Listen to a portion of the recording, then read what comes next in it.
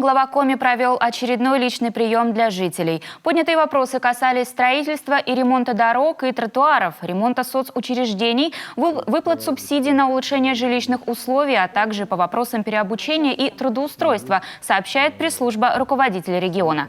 Так, житель Сосногорска поблагодарил Владимира Уйба за помощь в решении проблем района и спросил, когда завершится реконструкция дороги Кабанты-Вис, Малая Пера. Оказалось, что подрядчик планирует сдать объект к 15 ноября, хотя по плану срок завершения лишь следующий год.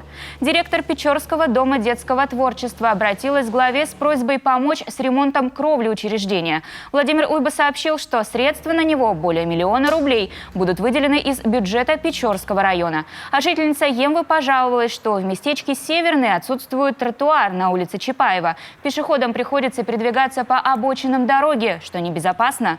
Анатолий Немчинов, руководитель Книжпогосского района, обозначил момент появления тротуаров на следующий год.